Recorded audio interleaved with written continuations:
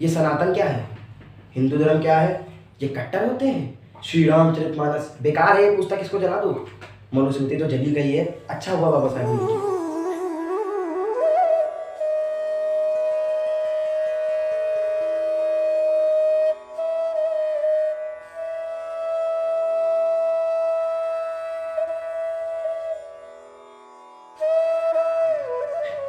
कैसा माहौल फैला है ना। जय हिंद दोस्तों, वंदे मातरम। मैं शिखर शर्मा एक नई वीडियो के साथ आपके सामने आया हूँ। जो विषय है वो आप पहले ही सुन चुके होंगे, बहुत प्रचलित है इस समय। तो लोग बताते हैं कि सनातन बहुत डाकू वाला धर्म है, लोगों को मारता पीटता है, हिंदू बहुत कट्टर है, रामचरितमानस बहुत बेकार है। चलिए इन सब का उत्तर देते हैं। आइए जानते हैं सनातन क्या है। सना प्लस तन।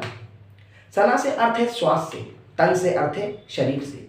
जब मनुष्य श्रेणी में पहली बार आके श्वास लेता है तभी से वह सनातनी हो जाता है। सनातन का अर्थ है सदा बना रहने वाला। आइए जानते हैं कब बना ये धर्म। कहीं आजकल में तो नहीं बन गया कि 100-200 साल पहले बन गया, नहीं। आइए बताते हैं कब बना ये धर्म। सनातन 9057 ईसा पूर्व स्वयंभू मनु हुए।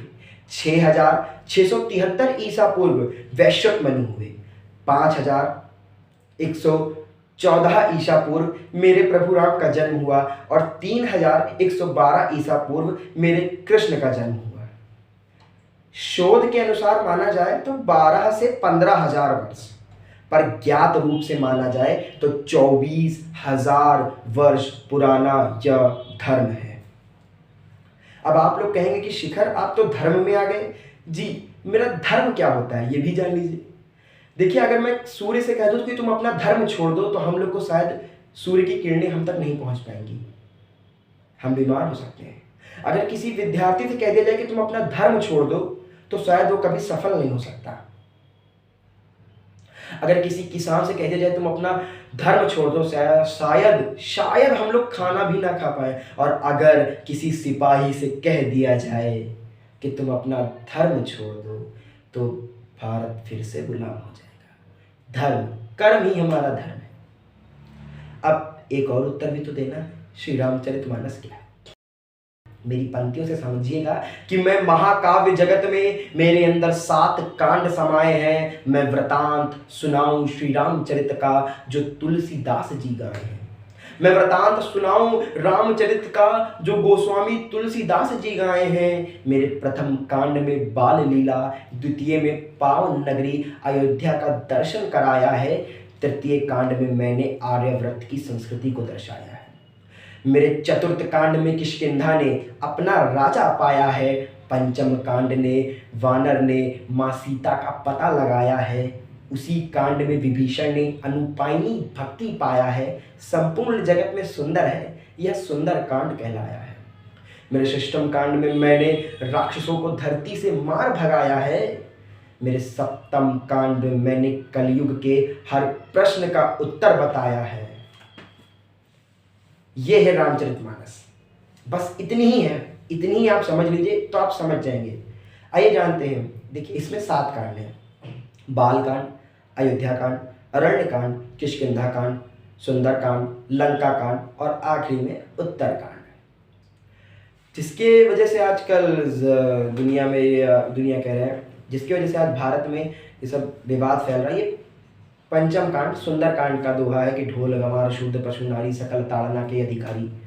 वो बात की बात है, पहले जान लेते हैं बाल कांड का नाम बाल कांड ही क्यों रखा गया।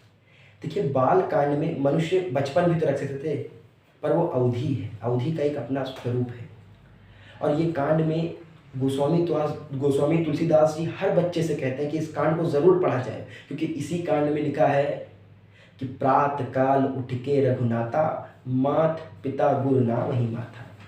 द्वितीय कांड में अयोध्या नगरी जहाँ मेरे राम ने जन्म लिया है। तृतीय कांड क्यों रखा गया, तृतीय कांड किष्किंधा कांड क्यों नहीं रखा गया, सुंदर कांड रख देते। क्यों सुंदर कांड को पंचम में रखा गया। तृतीय कांड में अरण्य कांड ही उसका नाम क्यों पड़ा, आर्यावर्त कांड रख देते, शबरी कांड रख देते, नवधा भक्ति कांड रख देते। क्यों क्यों क्यों अरण्य कांड पड़ा, आइए जानते हैं। जो भारत है, जो यहाँ की संस्कृति है, इसमें छोटे बड़े ऊंच नीच का भेदभाव नहीं होता। इसीलिए आपने राम जी को शबरी के झूठे भेड़ भी खाते देखे होंगे और भरत जी को निषाद राज के पैर छूते हुए भी देखे होंगे।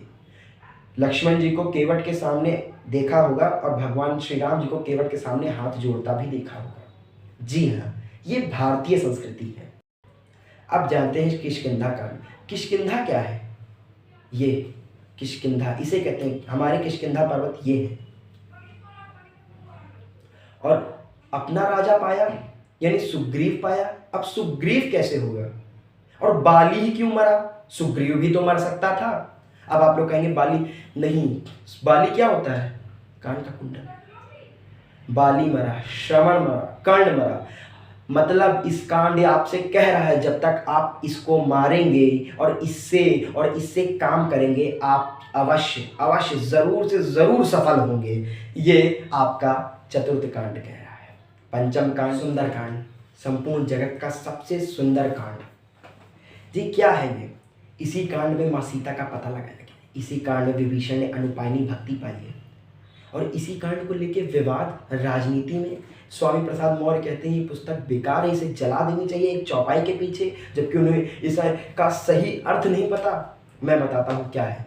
दोहे से शुरू करते हैं। काटे पई कदरी भरई, कोट जतन को सींच, बिनय न मान खगेश सुन, डांटे पई नव नीच। मतलब काट भुसुंडी जी कहते हैं हे गरुड़ जी सुनिए कि जैसे करोड़ों उपाय कर लीजिए, हजारों लाखों उपाय कर लीजिए, पर केले को पेड़ को जब तक काटा ना जाए तब तक वो फल नहीं सकता। इसी तरह जो नीच है, जो अधर्मी है, जब तक इनको थोड़ा सा डांट ना पड़े, इनमें सुधार ना किया जाए, तब तक ये अधर्मी सुधर नहीं सकती। सभय सिंधु गई प्रभुपद केरे, क्षमहु नाथ सब अवगुण मेरे, गगन समीर अनल जल धरनी, इन कहीं नाथ सहज जड़ करनी, तव प्रेरित माया उपजाई, सृष्टि हेतु सब ग्रंथ निगाई, प्रभु आयुष जी कहा जस आहाई, सोते ही भांति रहे सुख पाई, प्रभु बल कीनी मोहि सिख दीनी, मर ज्यादा पुनि तुमरी कीनी, ढोल गंवार शूद्र पशु नारी, सकल ताड़ना के अधिकारी। आइए सब ही सिंधु गई प्रभुपद के रे। सिंधु जी यानी जो समुद्र है वो कहते हैं हे राम जी मेरी गलतियों को क्षमा करिए। गगन समीर अनल जड़, इनका तो स्वभाव ये जड़।